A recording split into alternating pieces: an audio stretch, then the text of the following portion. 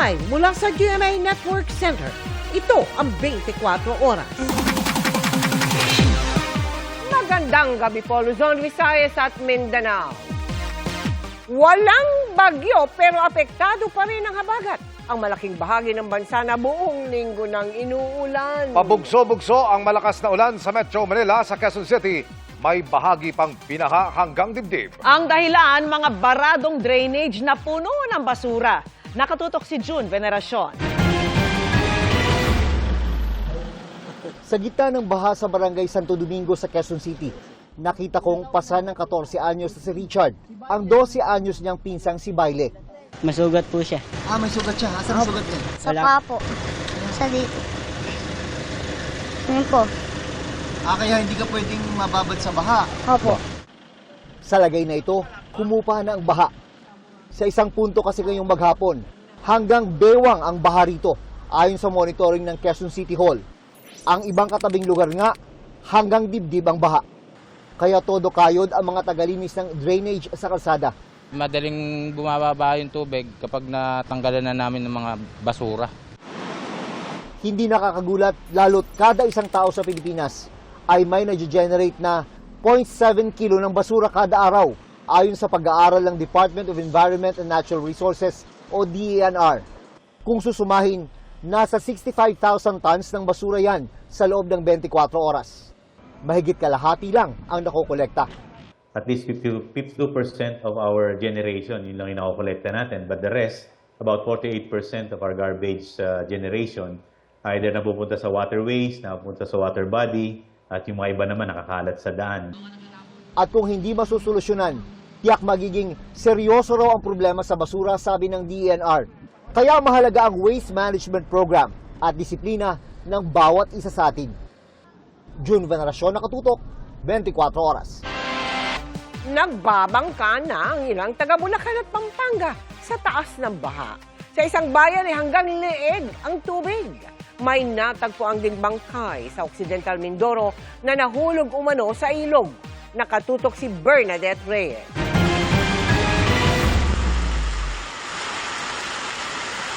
Nagmistulang malawak na ilog ang mga kalsada sa bahaging ito ng Bacolor, Pampanga. Abot leeg na kasi ang tubig. Sobrang taas po, sobrang lalim po ng tubig ngayon compare last year. Ang ilang residente sumakay sa batya, pero may ilang nakabangka na. Malalim na naman dito. Pinasok na rin ng tubig ang mga bahay. Malalim po. Ito yung bukas na sa loob. Ayun, nagsitomba na. Ang dami na nagsitomba. August 9 pa raw nagsimula ang napakataas na baha roon at nararanasan pa rin hanggang ngayong araw. May mga nagbabangka na rin sa barangay Sapang Bayan sa Kalumpit, Bulacan sa taas ng baha. Ang walang humpay na ulan, sinabayan pa raw ng high tide. May ilang bahagi na hanggang dibdib ang tubig. Nilamon na rin ng baha ang kalsadang ito sa barangay Iriron sa Kalintaan, Occidental Mindoro. Stranded ang ilang sasakyan. May ilang sumubok tumawid pero mabagal at pahirapan ng pagdaan. Meron ding tulay na naharangan ng mga nabuwal na puno. Agad naman nagsagawa ng clearing operations. Sa barangay Poblasyon, umapaw ang ilog at umabot sa Anahawin Bridge. Humambalang naman sa daan ang gumuhong lupa na may kasama mga puno sa bayan ng San Marcelino sa Zambales. Sa Sariaya, Quezon, bangkay na ng matagpuan ng isang lalaki sa Bantilan River. Nahulog umano sa ilog ang biktima sa kasagsagan ng masamang panahon. 3 araw na nagsagawa ng search and retrieval operation bago siya nahanap ng mga otoridad. Hindi naman bababa sa 3,000 individual ang apektado ng mga pagbaha sa Jaén, Nueva Ecija. Namahagi na ng tulong ang lokal na pamahalaan sa mga residente, kabilang ang pagkain at mga gamot. Halos mag-zero visibility naman sa kahabaan ng El Sumulong Memorial Circle Antipolo ilang minuto bago mag-alas 7 ng umaga kanina dahil sa malakas na buhos ng ulan. Ayon sa Pag-asa, walang bagyo pero apektado pa rin ng habagat ang buong Luzon at kanlurang bahagi ng Visayas. Bernadette Reyes, nakatutok 24 Oras. Patong-patong na perwisyo naman sa mga motorista sa Valenzuela ang mabilis na pagtaas ng baha at malubak pang mga daan. Ang mga pinataasang kalsada inirereklamo rin ng ilang residente dahil mga bahay raw nila ang nalulubog sa tubig. Ang latest, tinutukan live ni Bea Pinlac. Bea. Vicky, pabugso-bugso ang buhos ng ulan dito sa Valenzuela City ngayong gabi. Bagamat bumaba na, hindi pa rin tuluyang humuhupa ang baha rito sa G. Lazaro Street sa Barangay Dalandanan. Nagngangalit ang lakas ng ulan sa ilang bahagi ng Metro Manila kaninang umaga. Sa Valenzuela City, mabilis tumaas ang baha sa MacArthur Highway sa bahagi ng Barangay Dalandanan. Patong-patong na kalbaryo ang sinuong ng mga motorista. Malakas na ulan, perwisyong baha, usad pagong na traffic at lubak-lubak na daan. Delikado po yung ganun. May baha na nga tapos lubak-lubak pa. Hindi makita, lalo ni mga nakamotor, hindi makita kung nasaan yung lubak. Sobrang delikado po lalo na pagka hindi siya nakikita. Kasi may chance po na ma-semplang yung mga rider.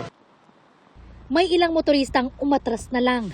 Sakit sa ulong baha rin ang naranasan sa Malabon.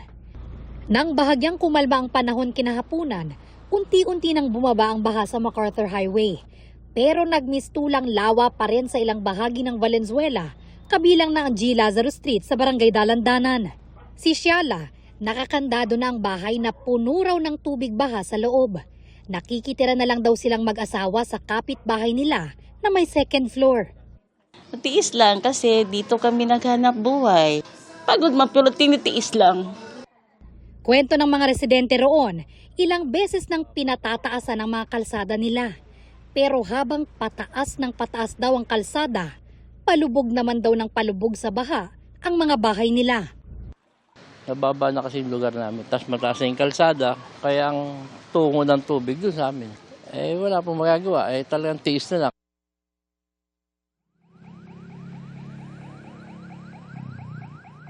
Vicky, sinusubukan pa natin makuha ang panig ng Valenzuela City LGU hinggil sa mga reklamo ng mga motorista at mga residente. Pero nauna na nilang sinabi na 100% functional naman lahat ng pumping station sa lungsod na makatutulong para maibsan ang pagbaha. Yan ang latest mula rito sa Valenzuela City. Balik sa'yo, Vicky. Maraming salamat sa'yo, Bea Pinlac. May tila mga ghost pensioner sa isang barangay sa Maynila. Ayon sa ulat, nakakakubra sila ng pensyon para sa mga senior kahit matagal ng patay. Nakatutok si Jomera Presto. Exclusive! August 21, 2022 o halos 4 na taon na nang ilibing ng kanyang pamilya ang nooy 84 years old na si Lolo Santos Conde, residente ng isang barangay sa Santa Ana, Maynila. Ang nakakapagtaka raw, mayroong nagkiklaim ng kanyang social pension na 500 piso kada buwan na ibinibigay ng lokal na pamahalaan ng Maynila. Bukod kay Lolo Santos, may kumukuha rin daw sa pensyon ng kanyang bayaw na si Efren de la Rosa kahit 4 na taon na rin itong patay. Ang kapatid ni Lolo Efren na kukuha rin ng sariling pensyon ang nakakita na nasa listahan pa ang kanyang kapatid. Dito na raw sila nagtaka kaya agad silang dumulog sa Office for the Senior Citizens Affairs o OSCA ng Manila LGU. Doon nila nakita na may mga nakapirma sa mga pangalan ni Lolo Efren at Lolo Santos para sa payout ng January hanggang March 2026. Natuklasan din nila na hindi bababa sa 10 senior citizens sa nasabing barangay ang patay na. Pero nasa listahan pa rin ang mga kumukuha ng pensyon. The worst thing is, nakakapag-payout sila.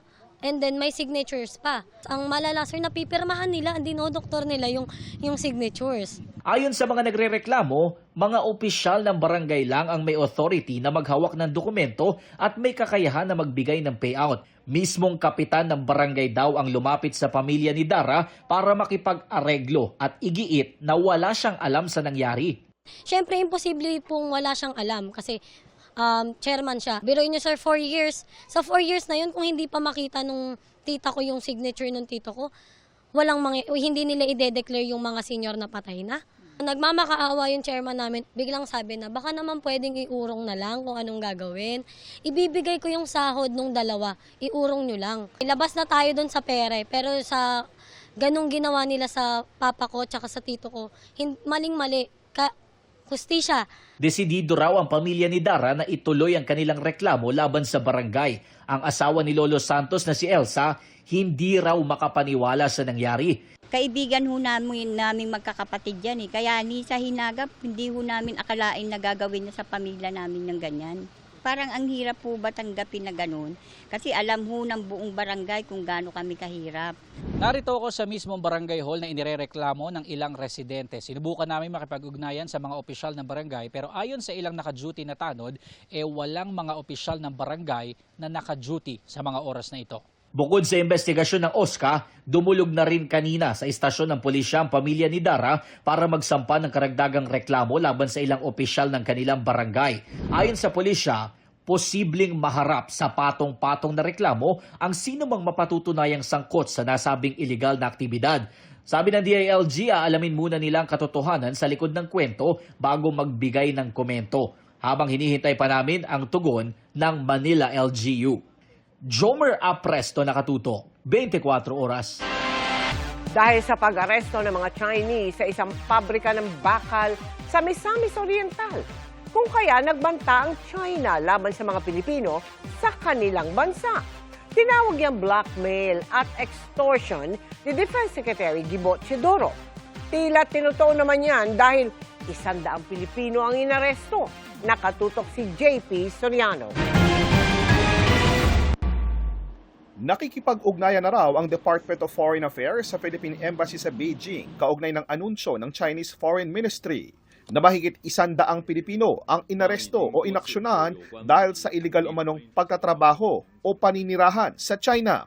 Sabi ng DFA, inaalam na nito ang eksaktong bilang ng mga inarestong Pinoy, ang dahilan bakit sila inaresto, pati na ang kanilang kalagayan. Nais nilang matiyak na mabibigyan sila ng due process at matulungan kung kailangan.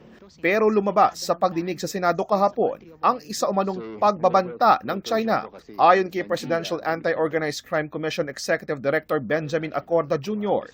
Pagkatapos ng raid, pumunta sa kanyang tanggapan ng mga kinatawan ng Chinese Embassy sa Pilipinas at nagbabala na posible umano nilang arestuhin ang mga Pilipino sa China kung hindi raw palalayain ng Pilipinas ang mga naarestong Chinese national. During their visit to my office, Madam Chair, yan ang isang masakit. Because after our conversation, sinabihan po tayo na there is a threat na uhulihin din ang mga Pilipino sa bansa nila pag hindi natin pinakawalan ng mga work Chinese workers. Ang tinutukoy nila ang 69 na naarestong mga Chino nang i-raid ng mga otoridad noong Mayo ang isang steel manufacturing facility sa Misamis Oriental. Wala kasi silang work permit para magtrabaho sa Pilipinas. Not something to be appreciated at all.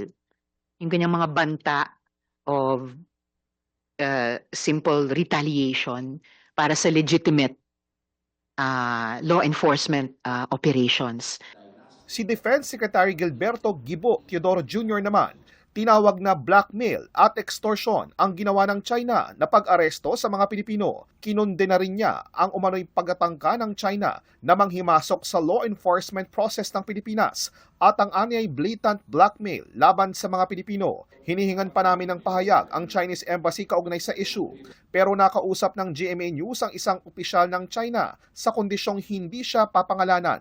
Sabi niya ang ginawang aksyon laban sa mahigit 100 na Pilipino sa China ay maituturing na warning pa lang. Posible raw kasing lalo pang maghigpit ang China laban sa mga Pilipinong iligal na nagtatrabaho o overstaying na sa Hong Kong at Macau. Lalo na raw kung magpapatuloy ang tensyon sa pagitan ng Pilipinas at China. Sa datos ng gobyerno ng Pilipinas, aabot sa mahigit 230,000 na Pilipino ang nagtatrabaho sa Hong Kong at Macau, pero hindi pa tiyak kung gaano karaming Pilipino ang may tuturing na undocumented o overstaying sa Hong Kong at Macau na ituturing na Special Administrative Region ng China.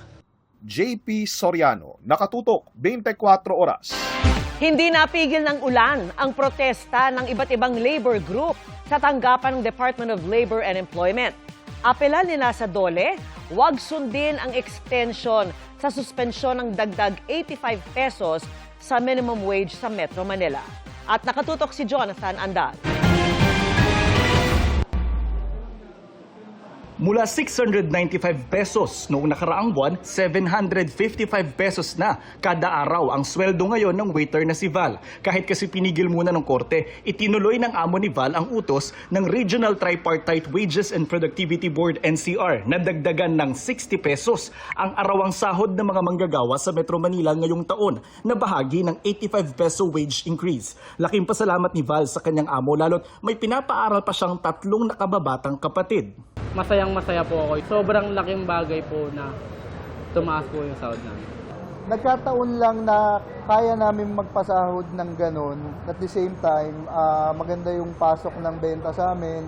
Kung wala rin naman sila, di rin naman namin kaya magpasahod, di ba? Pero may mga manggagawang hindi pa rin makatatanggap ng dagdag sahod. Kaya nagrally kanina sa harap ng tanggapan ng Department of Labor and Employment o DOLE ang mga labor group. Pinalawig pa kasi ng korte ang suspensyon sa pagbibigay ng 85 pesos na increase sa minimum wage matapos pagbigyan ng korte ang hiling ng 2 construction company na preliminary injunction. Mananatili ito hanggat wala pang desisyon ng korte sa mismong petisyon laban sa wage increase. Pero para may patupad ang injunction, kailangan maglagak muna sa korte ng 10 bilyong pisong bond ang mga kumpanyang nagpetisyon. Yun na nga yung ironic doon. Kaya pala magbigay ng 10 billion na ban, pero kung idinagdag na lang yon sa dagdag sahod ng mga manggagawa, wala na tayong ganitong problema. Sabi ng mga nagpetisyong kumpanya, magreresulta ang mas mataas na minimum wage sa mas mababang kita ng mga negosyo, pagbabawas ng mga trabahador, posibleng pagsuspinde ng operasyon o tuluyang pagsasara ng kumpanya. Sabi ng korte, mas mabigat ang pagkawala ng trabaho kaysa sa pansamantalang hindi pagtanggap ng karagdagang sahod. Pero panawagan ng mga manggagawa, huwag sundin ni Labor Secretary Francis Tolentino ang injunction at ituloy pa rin ang wage increase. Ang gusto namin noon pa, sabihin niya na hindi niya kinikilala ang jurisdiction ng Korte ng Pasig. Kasi mayroon siyang kapangyarihan sa batas na ipatupad solely by the DOLE. So ngayon, sasabihin niya, sumusunod siya sa proseso, hindi totoo yun, kalokohan yun. No? Sumusunod, ang ibig lang sabihin nun, pabor siya sa mga kumpanya, against siya sa worker. Yun lang ang ibig sabihin nun. Kasi ayaw niyang gamitin yung kapangyarihan niya sa batas.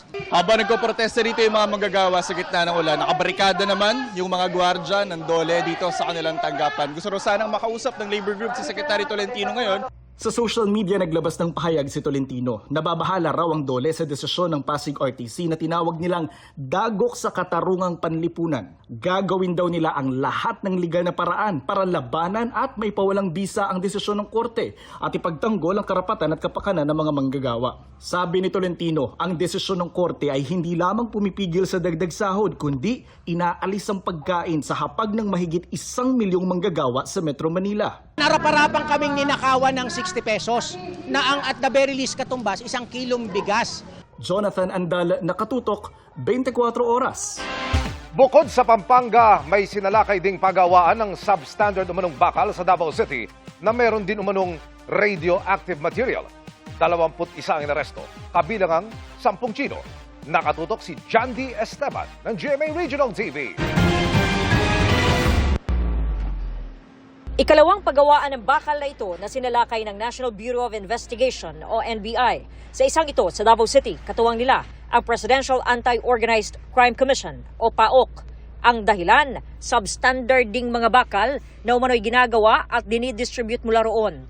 May mga natuklasan ding radioactive material sa pasilidad na ito sa Davao City, kaya mapanganib sa mga tao. The PNRI has confirmed the presence of these toxic substances. And as well as in the operations, it was shown that PPEs were not used by the workers. Kaya kabilang sa isasampa sa 21 tauhan ng pasilidad ang mga paglabag sa Philippine Nuclear Safety Act, Toxic and Hazardous Substances and Nuclear Waste Control Act of 1990, Presidential Decree Number 1586 at Consumer Act of the Philippines. 10 sa kanila ay mga Chinese. Kabilang sa kanila ang mga corporate managers, supervisor, administrative personnel at technical personnel. 174 na Pilipinong manggagawa naman ang na-rescue. Bago nito ay may steel factory rin sa Pampanga na ni-raid dahil sa mga substandard na bakal at radioactive ding material. Na siya umanong supplier ng mga bakal ng gusaling under construction na gumuho sa Pampanga nitong Mayo. Kaya nangangamba ang PAOK sa mga nabentahan ng pabrikang ito sa Davao City. What if lahat ng building na yan biglang abutan ng sana wag naman. Hindi naman natin pinagdadasal. Yung kung sa isang building nga dyan sa Pampanga bumagsak wala pang lindol.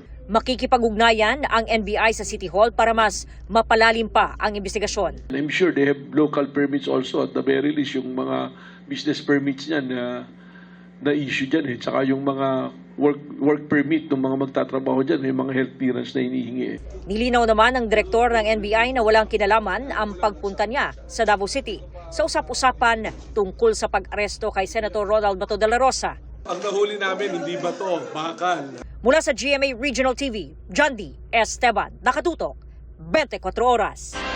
Inihayag ngayon ni Pangulong Bongbong Marcos na tiyak na may i-endorso siyang kandidato sa pagkapangulo para sa election 2028 na tatapat sa nagdeklara ng si Vice President Sara Duterte. May napili na kaya siya? Nakatutok si Ivan Mayrina. Ngayong wala ng 2 taong natitira sa kanyang termino, tinanong si Pangulong Bongbong Marcos tungkol sa 2028 presidential elections nang humarap siya sa grupo ng foreign journalists. Mag-i-endorso ba siya ng makakalaban ni Vice President Sara Duterte na nagdeklara ng tatakbo? I will certainly endorse a candidate in the 2028 elections. Who that is, I cannot tell you because even I don't know. So, maaga pa eh. It's a little early for that, and we don't know. We only have, so far, we have only one person who has thrown their hat in the ring. Sa gitna ng mga naglilitawang survey, sinabi ng Pangulo na marami pang mangyayari sa politika. No. I don't really worry about surveys, quite frankly. It doesn't make any difference to me. I don't change my decision because of the survey. I take a decision because that's what I feel is the proper. Pero tiyak ng ang i-endorso niya ay dapat ituloy ang pagsugpo sa katiwalian. The candidate I will endorse will be somebody who I am confident will continue what we have begun in terms of the anti-corruption measures. Kaya hininga ng reaksyon ng foreign media ang Pangulo ng update laban sa dating speaker at pinsang si Martin Romualdez na binanggit niya sa kanyang latest State of the Nation address. We leave it to the Ombudsman and now that you've asked me, I'll give him a call and see ask him how is it going.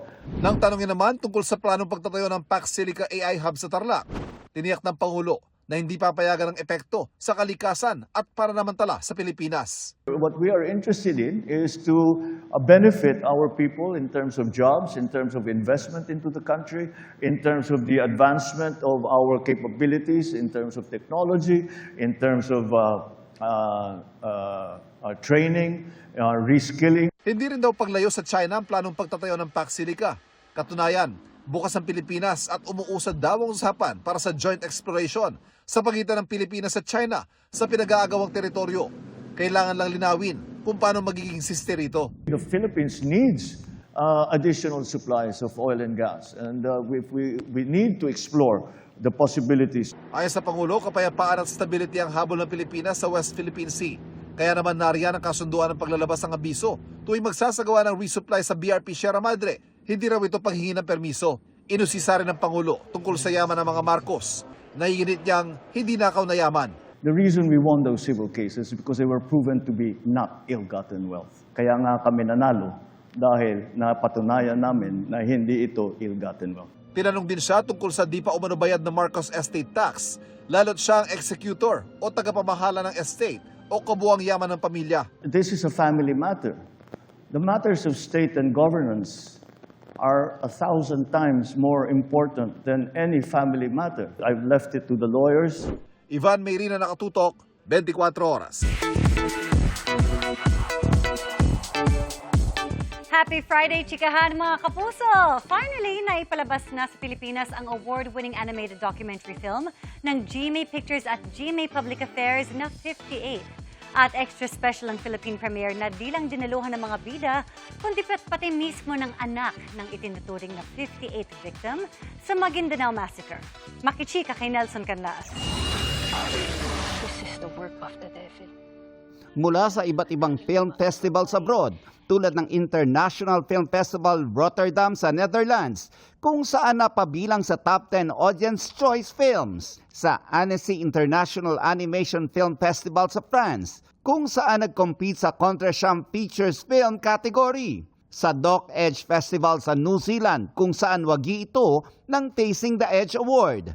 At this week, tampok din sa International Film Festival for Human Rights sa Colombia sa International Feature-Length Documentary Competition. 58, ang GMA Pictures at GMA Public Affairs Animated Documentary has come home para sa Philippine premiere at special screening nito sa 22nd Cinemalaya Philippine Independent Film Festival kagabi. Dumating para i-present ang pelikula ang bida nitong si Glyza de Castro, ang direktor na si Carl Papa, kasama si GMA Pictures Executive Vice President at GMA Public Affairs Senior Vice President Nessa Valdelion, ilang miyembro ng cast at members ng production team nito. Sinusundan nito ang buhay at salaysay ng anak ng isa sa mga biktima matapos ang malagim na massacre sa Maguindanao na nangyari 17 years ago.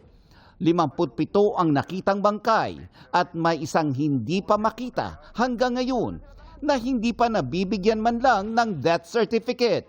Siya si photojournalist Reynaldo Bebot Momay, ang itinuturing na victim number 58. Actually, nung nagpunta kami sa Rotterdam for the European premiere, may mga Pilipino din naman nanood. Pero syempre iba pa rin kapag dito pinalabas sa atin.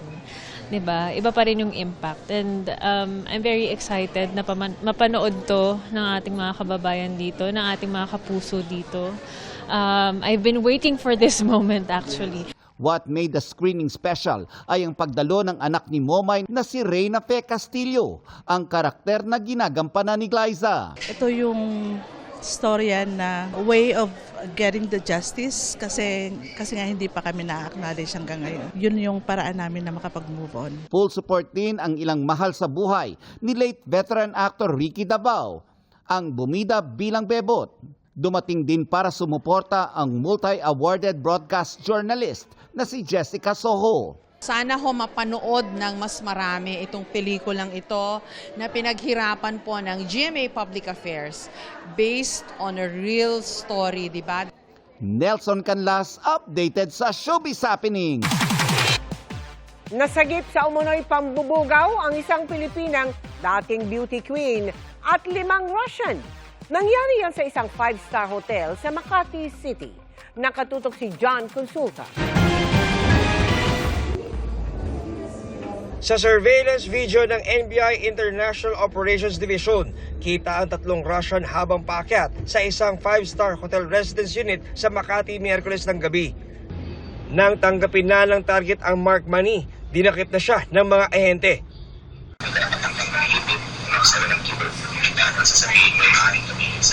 Meron pong pumasok na report sa atin, intel report. Meron po siyang mga tinatawag natin na mga dala-dala ng mga kababaihan.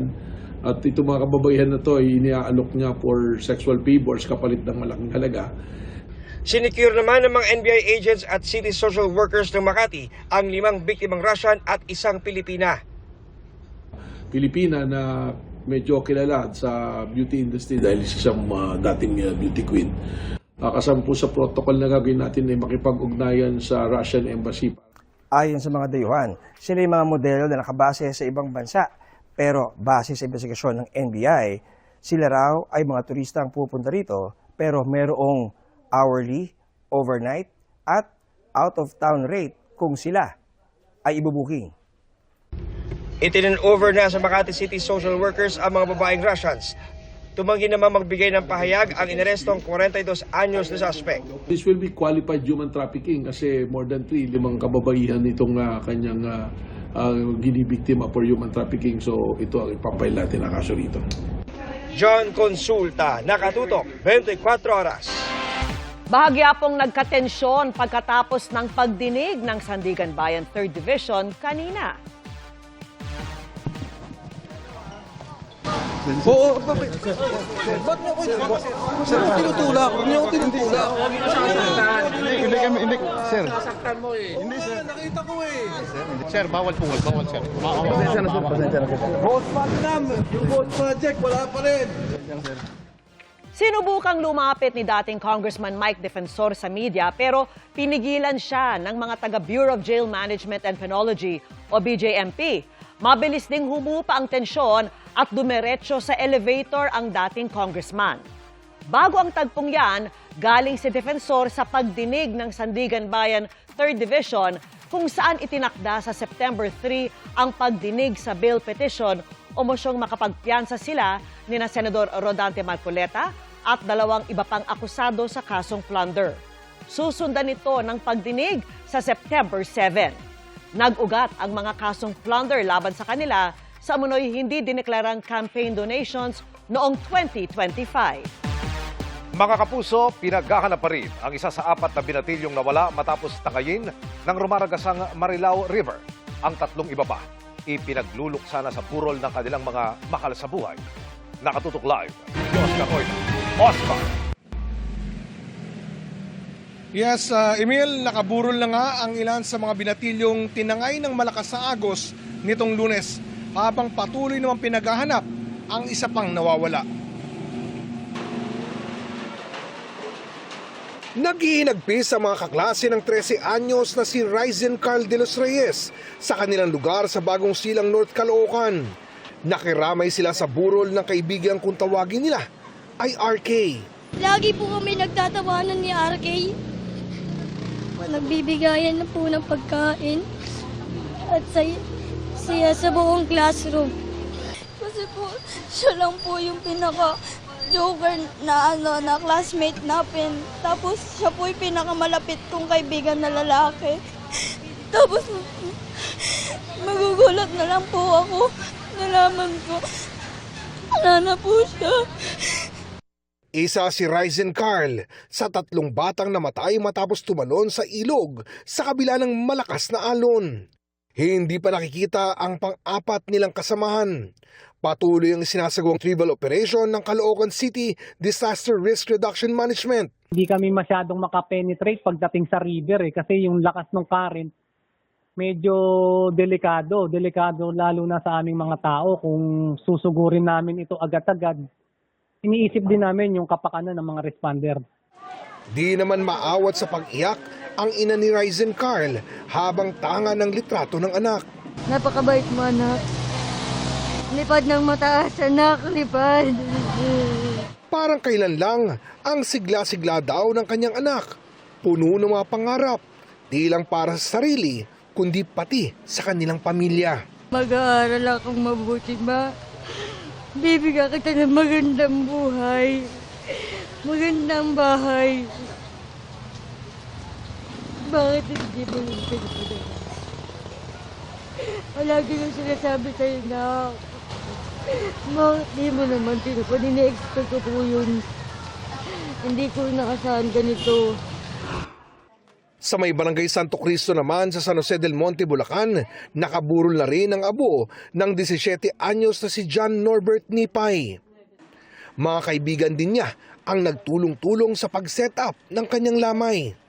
Ang kanyang ina, di pa rin matanggap ang nangyari. Sana masaya na siya sa kung saan man siya ngayon. Kasi nakita na yung katawan niya. Pipilitan namin magpakaano ng mga magpakatatay. Ang masaklap pa raw, imbis na pakikiramay, kung ano-ano pang masasakit na comments ang nababasa nila online. Ang sa akin lang sana matigil na yung mga bad comment kasi sa mga bad comment na nababasa ko, nasasaktan po ko eh. Parang nadadamay po yung anak ko. May nababasa ko na deserve daw nila yun. Siyempre masakit sa akin yun. Sasabihin nila na deserve ng anak ko yun eh. Ang isa pang na-recover kahapon na taga San Jose del Monte na si Ron Jean Justin Alseco, nakatakda ring isa ilalim sa cremation. Samantala, Emil, nananawagan naman ang mga taga Caloocan City Disaster Risk Reduction Management Division sa publiko na may makakita sa isa pang pinaghahanap na agad ipagbigay sa kanilang tanggapan sa kanilang hotline 888-25664. Emil? Maraming salamat, Oscar Oida.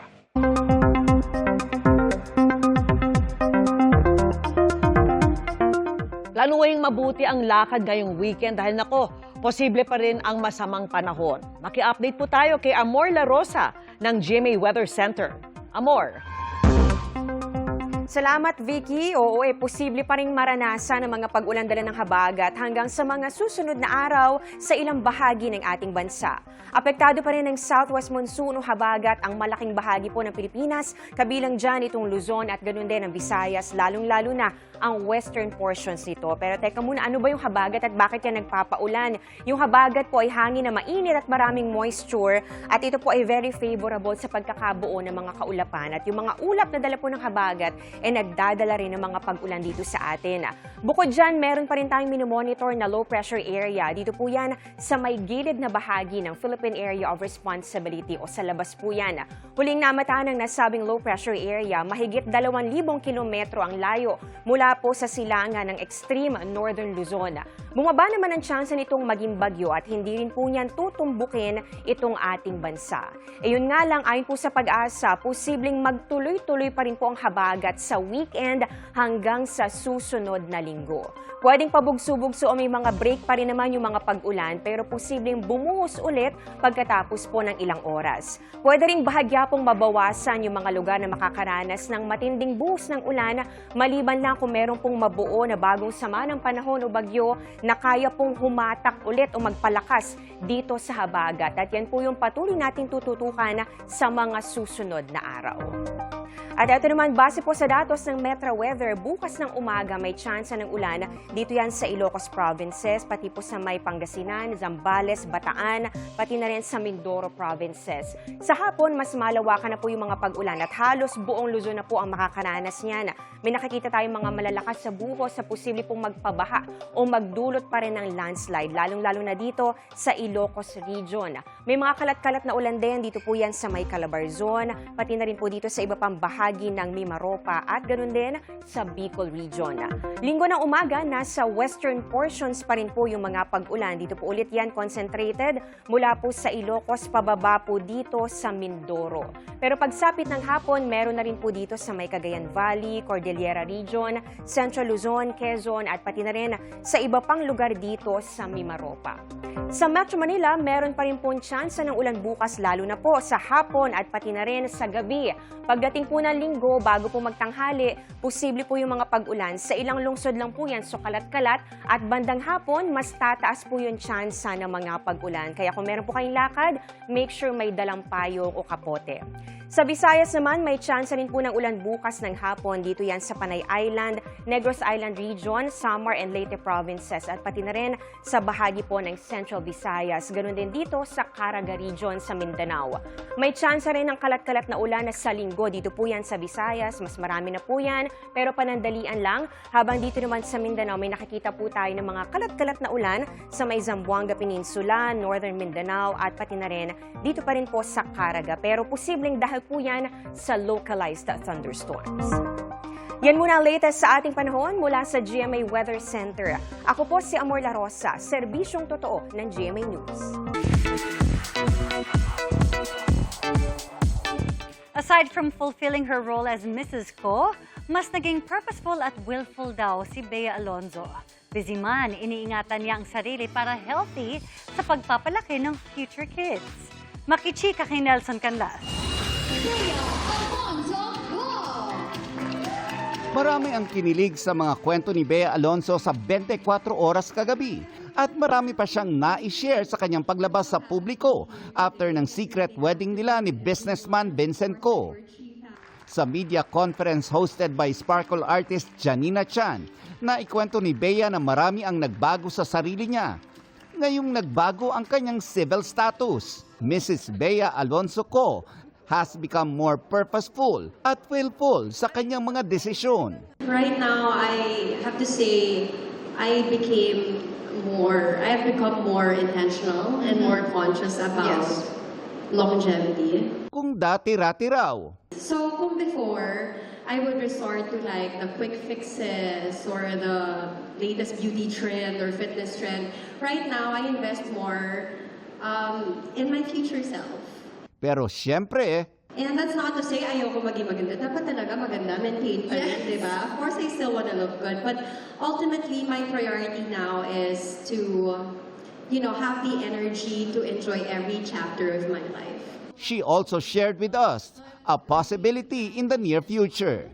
Because as you said, I just got married. And naturally, of course, we are planning, sana hindi ito yung mag-headline, but of course, we're going to have to try to have kids in the future and, build a family. And when that day comes, of course, I'd love to be able to have the energy to run around with my kids, and to play with them and not just watch from the sidelines. Bakas kay Bea, hindi lang ang saya, kundi pati na ang pagiging optimistic sa pagharap sa kinabukasan. My headline would be, just getting started. No, kasi, diba, you've seen me in many different chapters of my life. I've lived many lives and you've seen it all. But somehow I feel like I'm only getting started. I'm so excited for what's to come, both personally and professionally. And I know that there is so much to life I still need to experience. So yeah, I'm just getting started. It's safe to say, there's no stopping Bea, lalo na sa kanyang mga plano para sa kanyang career. Right now, siguro, syempre what's first will happen. And I still have other opportunities that I'm really open to, doing. And meron kaming niluluto sana matuloy, but right now I'm really just happy to be where I am. Nelson Canlas, updated sa Showbiz Happening. Dahil sa bagyo at habagat, 5 flood control projects sa Zambales ang nawasak ng nagdaang bagyo at habagat. Kabilang diyan ang San Juan Dike sa Botolan at 2 slope protection sa Kapanggan at San Narciso. May mga pisala rin sa mga flood control structures sa San Marcelino at San Felipe. Dahil sa pagkasira, bumaha sa ilang barangay at may mga inilikas. 200 pamilya pa ang nasa mga evacuation center. Ayon sa Provincial Disaster Risk Reduction and Management Office, hinihintay pa nila ang official report ng DPWH sa halaga ng pisala at lawak ng mga apektadong infrastruktura. Nagsimula na po ang pangangalap ng Philippine Truth Commission ng mga kwento tungkol sa kung paano nasawi ang ilan sa Duterte drug war. Pag-iisahin ang mga yan sa report na ipapasa sa gobyerno. At nakatutok si Ian Cruz. Naunang nagsindi ng kandila si Luz Biminda Siapo, ina ni Raymart Siapo, ang 18 anyos sa PWD na napatay umano sa war on drugs noong 2017 sa Navotas. Si Nanay Luz ang nagsindi ng kandila ni dating ICC Judge Raul Pangalangan patungo sa mga miyembro ng Truth Commission at mga kaanak na biktima ng extrajudicial killings o EJK. Simboloan nila ito na sa isang liwanag, nabubuo ang liwanag ng marami, kasabay na rin ang pag-alala sa mga biktima ng EJK habang pinakikinggan ang katotohanan. Sa sinag ng araw ng buhay, maalinag ang pag-asa sa daloy ng dagat.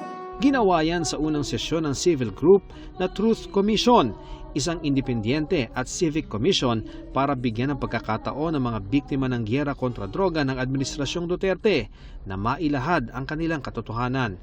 Unang nagsalita si Nanay Luz na nagtatrabaho sa Kuwait nang masawi ang anak noong March 2017. Nakausap pa raw niya ang anak nang ipabarangay umano siya ng kapitbahay dahil sa nawawalang manok at gamit. Pagkalipas ng isang araw, nasawi na si Raymart. Nahirapan pa raw siyang makiusap sa kanyang amo para makauwi. Pinalikan ko po yung paa niya. Kilala niya yung paa niya. Tapos sabi niya, yala Ruhi, pag sinasabing Ruhi, umalis ka na. Ayoko talagang tigilan yung pag-iyak ko kasi hindi ko tanggap na patay na yung panganay. Hanggang sa pag nagtatrabaho po ako, kahit nakawa ko po yung mga pangkaskas. Nang makauwi, una siyang nagtungo sa barangay at police station para malaman kung bakit napatay ang anak na may kapansanan sa paa. Nalagay sa drug watch list si Raymart. Sinamahan nila na nagtitinda ng marijuana si Raymart. Tapos ang nakita na doon, shabu at saka yung baril na. Hinabol nila, bumaba pa yung bata, tapos nung namatay na, may baril na yung bata. Sa pagsusuri ng grupo ng forensic pathologist na si Dr. Raquel Fortun sa mga buto ni Raymart, nasawi siya dahil sa tama ng bala sa ulo. Ayon sa Truth Commission, pag-iisahin nila sa report ang lahat ng makakalap sa kanilang mga sesyon at ipapasa sa mga ahensya ng gobyerno. We will observe how they will deal with it. Alam nilang dapat nilang gawin. If this is a government that cares about, people who are victims of injustice, Yung matatanggap ng mga ebidensya, kung kailangan po nila sa ICC investigations ay ipapaabot din namin sa kanila. Ian Cruz, Nakatutok, 24 Oras. Nilinaw ng ilang opisyal ng gobyerno ang ilang isyu kaugnay ng Pax Silica sa pagdinig sa Senado ngayong araw. Git ng ilang senador, dapat yakin ng gobyerno na wala silang itinatago sa publiko at wala rin dapat lalabaging batas bilang kapalit ng malaking investment sa bansa. Nakatutok si Sandra Aguinaldo. Sa gitna ng kontrobersyang kinakaharap sa pagsali ng Pilipinas sa Pax Silica Initiative ng Amerika, ipinatawag sa Senado ang ilang opisyal ng gobyerno para malinawan ang mga isyong kinakaharap ng planong industrial hub na nakafocus sa artificial intelligence. Ayon kay Senate President Sherwin Gatchalian, magandang oportunidad ito para sa bansa, pero dapat masagot din ng gobyerno ang mga batikos tungkol dito. Isa po sa pinakamalaking kabutihan ho nito yung almost 200,000 na direct jobs na malilikha. During the construction phase, almost mga 800,000 jobs ang pwede pong mabigyan dito po sa lugar na ito. Ang investments malaki rin, almost $70 billion ang investments ho dito sa initiative na ito. May mga nababahala na kung magkakaroon ng malalaking data center sa lugar, kailangan nito ng maraming tubig para sa cooling ng mga server nito. Pero ayon sa Bases Conversion and Development Authority o BCDA, hindi data centers ang itatayo sa lugar, kundi manufacturing plants. Ang akala po ay data center. Hindi po, it will be the components that go into the data center. So manufacturing po ito? Manufacturing po, yung dun sa Clark. Gagawa rin daw sila ng sariling source ng tubig at kuryente at hindi makikihati sa supply na kailangan ng populasyon. Ang pinag-uusapan lang po kasi natin na 75 houses, isang sitio lang po na nasa loob po ng mismong proposed Pax Silica site. Yes. Pero yung pong perimeter po nung pinakita nilang Pax Silica site, dalawa pong IP communities ang katabi. And of those dalawang IP communities, 182 farmers po will be displaced. Ang census namin talaga dun sa Sapang Kawayan, asa 1,000 kami. So ngayon lang po kasi nakikita ng BCDA na 14 house lang kami. 2013 pa po yung census nila. Idinaing din ni Muñoz na maapektuhan ang libingan ng kanilang mga ninuno. Andun din po yung burial ground ng mga kanununuan namin. Opo. Well, yan ho yung mga kailangan po natin. Yung po ang pinaninindigan namin, kaya ayaw namin pong umalis doon. Ang barangay naman po kasi nila malaki, so hindi po sila aalis sa barangay nila. So iuusap lang po sila. Yung mga burial ground, hindi ho dapat talaga ginagalaw yan, no? Baka ma-identify naman, baka pwede tayo mag-maintain ng IP cemetery sa gitna ng facility. Wala rin umanong konsultasyon na ginawa. Nangako naman ng BCDA na pupulungin nila ang mga opisyal ng Tarlac at buong Region 3. Nangako rin ng BCDA ng maayos na paglilipatan sa mga maapektuhan. Babayaran din daw ang mga magsasaka. Bibigyan ng financial assistance na 300,000 per hectare. At tanggap na yun ng mga farmers. Sabi naman ni Senadora Amy Marcos, dapat tutukan ang gagawing kasunduan ng Pilipinas at Amerika. Sagot ng BCDA, nag-uusap pa lang sila at wala pa umanong nilalagdaang kasunduan. Git din ng ilang senador, dapat matiyak ng gobyerno na wala silang itinatago sa publiko at walang lalabaging anumang batas bilang kapalit ng inaasam na malaking investment sa bansa. Sandra Aguinaldo, Nakatutok, 24 Oras.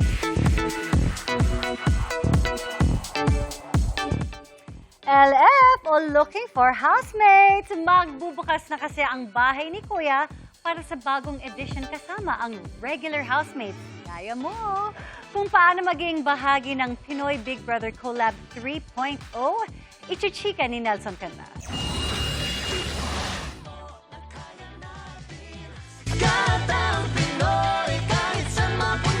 Dalawang matagumpay na edisyon sa pagsasama ng mga kapuso at kapamilya. Ang kwento ng pagpapakatotoo na tinutukan ng maraming Pilipino muling magbabalik sa pagbubukas muli ng pinakasikat na bahay sa bansa, ang bahay ni Kuya. Pero this time pahinga muna sa mga celebrities as housemates. Dahil naghahanap si Kuya ng regular housemates.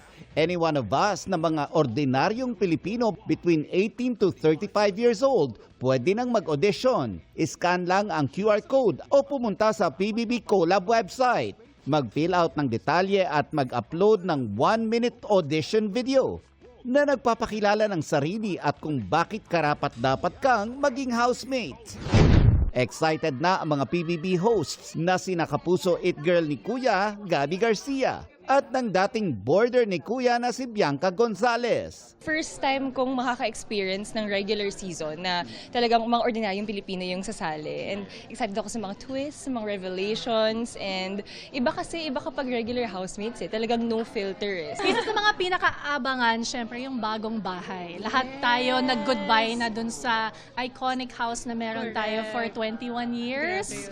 So, we still don't know kung anong itsura, saan. Kanina, nagpakitang gilas ang ilang ex-PBB housemates sa It's Showtime. Kasama sa isang high-energy production number, sina Mika Salamanca, Will Ashley, Clarice de Guzman, AC Bonifacio, Lela Ford, Joaquin Arce, Marco Massa, at Ashley Sarmiento. Kanya-kanyang bigay ng tips ang ex-PBB housemates sa mga gustong ma-experience ang bahay ni Kuya. Just be yourself. Huwag ka gumawa ng storya na di totoo. Huwag ka magsinungaling, maging ikaw lang, kwento mo yung talambuhay mo, yung totoo. Para consistent ka, di ba? Basta enjoy nyo lang yung loob ng bahay. Huwag nyo masyado isipin yung labas kasi doon kayo makakloud yung utak nyo. Ang dami nyo. Huwag nyo pagplanuhin lahat ng ginagawa nyo kasi mahihirapan kayo. Makikita yun ng taong bayan. Tsaka papahirapan kayo ni Kuya pag gumanon kayo. Kailangan nyo lang maging totoo. Piliin nyo lang maging mabuti araw-araw. It's a choice So, piliin yun. First thing in the morning, pila ka sa bathroom. Lagay mo yung basket mo. Para sa'yo yung shower na may heater. Audition is open to all Filipinos worldwide. Pwede kayong mag-upload hanggang August 31, 11:59 p.m. Baka ikaw na ang hinihintay para makasali sa PBB Collab Edition 3.0. Nelson Canlas, updated sa Showbiz Happening. Arestado ang isang lalaking sangkot umano sa pagkatay at pagbebenta ng karne ng aso. Nakatutok si Jamie Santos. Sa kuha ng CCTV, makikita ang lalaking may dalang bisikleta kasama ang isang babae at bata na naglalakad sa gilid ng kalsada sa Navotas. Sinilo ng lalaki ang aso sabay palo sa ulo nito. Ang babaeng may buhat na bata nag-abot sa lalaki ng sako kung saan niya isinilid ang aso. Sa isa pang video, makikita muli silang nakasakay sa bisikleta. Sinilo ang isa pang aso, pinagpapalo at isinilid rin sa sako. Inaresto ang lalaki kanina para sa paglabag sa kasong theft at paglabag sa Animal Welfare Act. May nauna na rin siyang kaso ng pagkatay ng aso. Iniimbestigahan din ng pulisya ang umunoy pagkakasangkot ng lalaki sa umunoy illegal dog meat trade. Ayon sa pulisya, dinadala sa Tondo at Binondo sa Maynila ang mga kinatay na aso at ibinebenta umano. So yun yung niya, yung kanyang estilo, naglalakad, kasama yung asawa niya, nagbabike. Once na may madaanan silang mga asong gala, o baka mga alaga pa yung itong mga aso. According sa ating suspect, dinadala ito nila sa Tondo and yung iba naman daw sa may Binondo area. So may mga nag-order sa kanila na mga karne ng aso. Sinubukan namin siyang kunan ng pahayag pero sinabi nito sa jail warden ng Navotas Police na ayaw niyang magpa-interview. Katuwang ng Navotas Police sa pagsasampa ng kaso ang Biyaya Animal Care Foundation. Labag po yan sa batas. Hindi dapat patayin at ibenta or ikatay yung aso para ibenta para magiging potahe para sa ibang tao. There is also a health risk. Puno siya ng mga bulate, puno siya ng mga ganon kasi nga it's not for human consumption. Hinihikayat ng grupo ang publiko na i-report agad ang mga insidente ng animal cruelty at kahina-hinalang pagkuha ng mga aso. Patuloy din ang pag-iikot ng Navotas Police kasama ang barangay para masawata ang mga ganitong gawain. Jamie Santos, Nakatutok, 24 Oras. Ipinatawag ng Ombudsman ang 14 na dating bodyguard ni Zaldico kaugnay ng pagbaliktad ng 3 nilang kasamahan. Hinihingal sila ng affidavit na nagsasabing walang pamimilit na nangyari. Nakatutok si Joseph Moro. Nagpunta sa Office of the Ombudsman ang 14 na dating bodyguard ni dating Congressman Zaldico kasama ang abogado nilang si Attorney Levi Baligod. Ayon kay Baligod, ipinatawag daw sila ng Ombudsman kaugnay ng pagbaligtad ng 3 sa kanilang kasamahan at pagbawi ng kanilang sinumpaang salaysay na naghahatid sila ng mali-malitang pera sa ilang personalidad. Matatandaang ang binawing affidavit ng 3 bodyguard ay kabilang sa ginamit ng Ombudsman sa pagbuo ng kaso laban kina dating House Speaker Martin Romualdez at kaugnay ng flood control scam. Ang sabi nila sa GMA News, pinilit daw sila ng Ombudsman na pirmahan ang kanilang affidavit. Ayon ngayon kay Baligod, humihingi ang Ombudsman sa ibang bodyguard ng salaysay kung paano kinuha ang kanilang affidavit. Ayon kay Baligod, babalangkas sila ng affidavit na nagsasabing walang pamimilit na nangyari. When these 8 were interviewed individually, may kasama sila na hindi kasama sa nagpirma. No? Okay. Alam mo, sa kanila, body-body eh. Sinabi rin ni Baligod na batay sa impormasyong nakarating sa kanya, limitado daw ang galaw ng isa sa 3 bumaligtad na ex-bodyguard.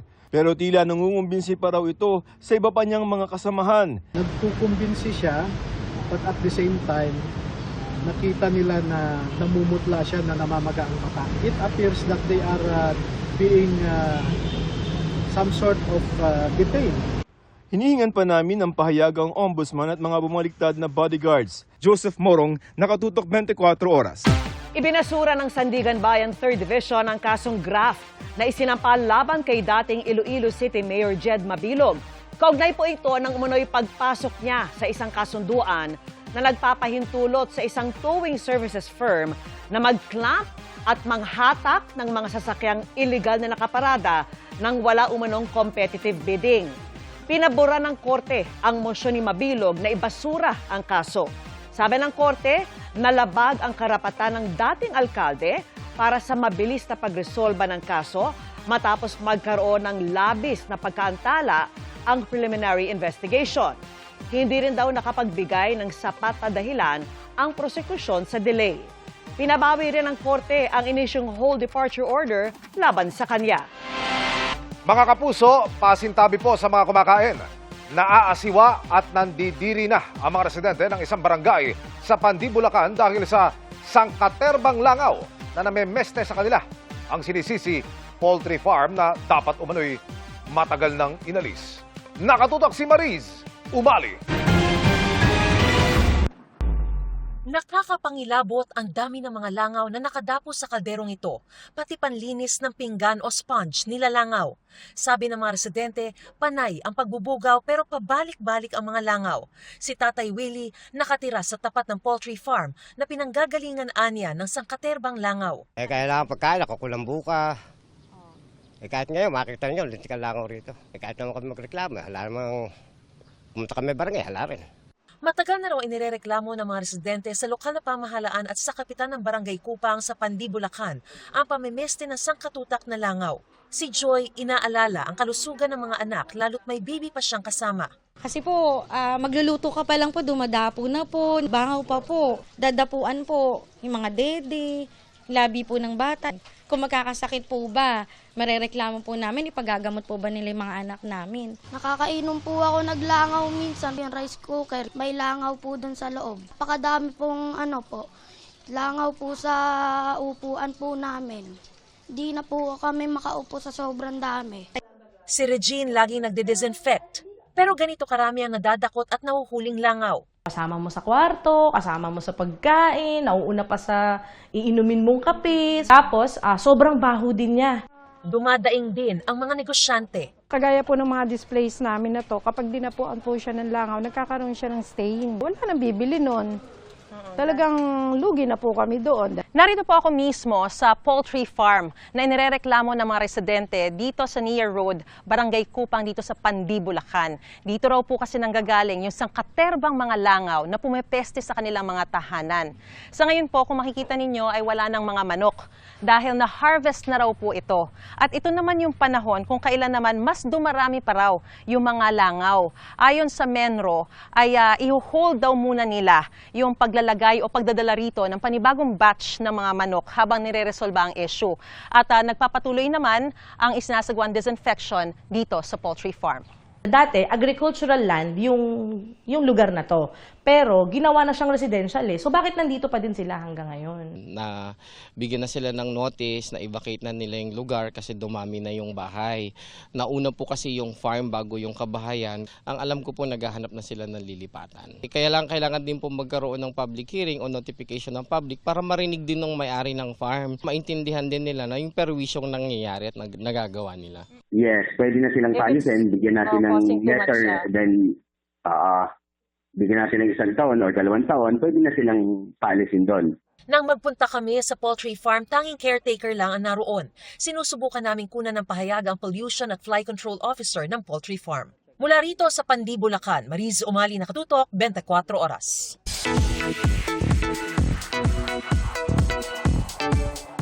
Where is Colab? Colab, Colab, ooh, yeah. Ilang bigating Filipino artist ang makaka-collab ni Black Eyed Peas founder Apple Diap para sa kanyang upcoming songs na bahagi ng official partnership niya with GMA Music. Ang isa nga sa kanyang kanta tungkol sa pagmamahal niya sa Pilipinas. Makichika kay Athena Imperial. Hoy pare, pakinggan niyo ko. Official partners na ang multiple Grammy Award-winning artist at isa sa Black Eyed Peas founder na si Apple Diap at ang GMA Music. Para yan sa distribution deal ng 3-track EP ng Filipino global icon. Pumirma kasama ni Apple Diap sina GMA Network Incorporated Executive Vice President at Chief Financial Officer at EVP and COO of GMA Music, Felipe S. Yalo, with GMA Music Managing Director Rene Salta. I think this is just the start of a more collaboration that will happen. We are so glad that you have chosen us to be your distribution partner for your digital works. And rest assured that we will do our very best to ensure the success of our initial venture.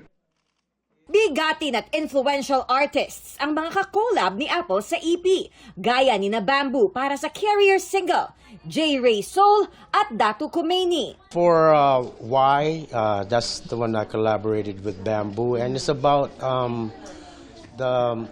my love for our country, you know, beyond music and performing around the world. I always have our country, our beloved country in back of my mind on how can I bridge my opportunity back home? Kabi-kabila man ang issues na kinakaharap ng Pilipinas, proud pa rin daw siya sa pagiging Filipino. I've seen a lot of baha all over Philippines, you know, so, you know, that's why it's important for these messages to be out there, to really, you know, call to action. I still love our country and I'd like to help.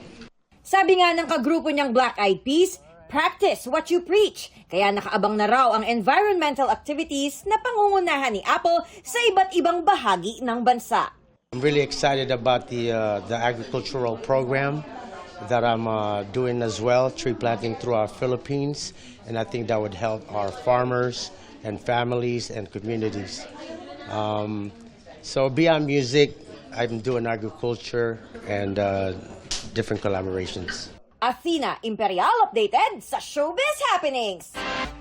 Kasunod ng kabi-kabi ng pagguho ng lupa sa Benguet, tila nauuka rin ang kita ng mga magsasaka. Nabagsak presyo ng magbenta ng gulay. Mula sa Atok, Benguet, nakatutok live si Bon Aquino. Bon? Mel, dahil nga sa walang tigil na pag-ulan, kabi-kabilang landslide ang naitala dito sa Atok, Benguet. Lalo pang nagpahirap sa mga magsasaka ang napinsalang bahagi ng Farm to Market Road na hindi madaanan. Dahil sa paglambot ng lupa dulot ng walang humpay na pag-ulan, nawasak ang bahaging ito ng kalsada sa Barangay Paway sa Atok, Benguet. Sa Halsema Highway, ilang rock slide at landslide ang nadaanan namin.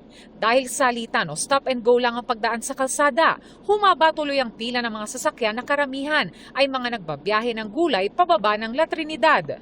Patuloy ang clearing operation ng mga otoridad tulad sa bahaging ito ng Halsema Highway na passable na sa mga sasakyan. Ganon din sa Mangkayan, Benguet kung kaya't madaraanan na rin ang bahagi ng Abatan-Mangkayan Cervantes National Road na pansamantalang isinara dahil sa pagguho na humambalang sa kalsada. Passable na rin ang Ambyong-Tawang Road sa La Trinidad, gayunman patuloy na pinag-iingat ang mga motorista. Sa kabila nito, ilang negosyante pa rin ang nagbukas ngayong araw. Ang mga landslide sa kalsada ang isa lang sa mga problema ng mga magsasakang nagbabagsak ng gulay sa La Trinidad Vegetable Trading Post. Ang truck nga na ito na may kargang mga repolyo, napahaba ang biyahe bago nakarating sa bagsakan kaya't bumaba ang kalidad ng gulay. Laking panghihinayang na magsasakang si Fermin dahil imbis na 20 pesos per kilo, binili lang ito ng 8 pesos per kilo ng ilang disposer dahil naging second class na lang sapagkat hindi na gaanong sariwa. Hindi na rin siya siguradong mababawi pa ang 50,000 pesos na puhunan. Pagdating sa mga traders, ang mga repolyo binili ng 7 to 10 pesos per kilo, habang ang first class na pinakasariwa, 20 to 35 pesos. Binabalot na lang ng papel ang mga repolyo para hindi mabulok habang binabiyahe patungong Metro Manila at Bulacan.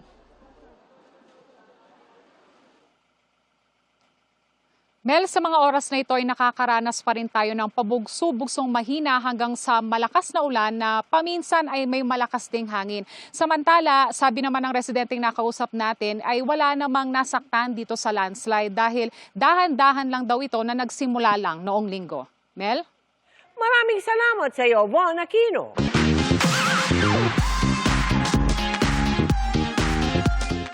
Ngayong maulan, importante ang masusustansyang pagkain at pag-ehersisyo kahit pa nasa bahay lamang. Iwas sakit, lalo na't health is wealth. Oo, pero ang isang netizen ay napagasto sa simpleng sit-ups nang may na-pull up. Hirap. Ay po.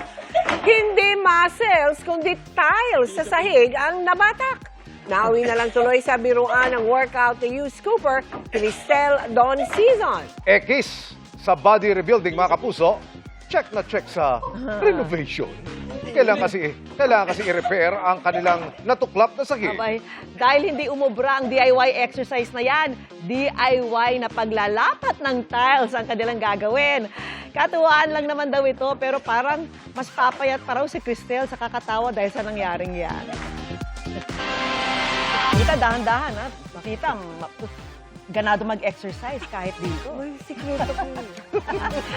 At yan ang mga balita ngayong Biyernes. Ako po si Mel Tiangco. Ako po si Emil Sumangil. Ako po si Vicky Morales. Ito ang GMA News. Walang kinikilingan. Walang pinoprotektahan. Noon at ngayon, serbisyong totoo. At dahil hindi natutulog ang balita, nakatuto kami 24 oras.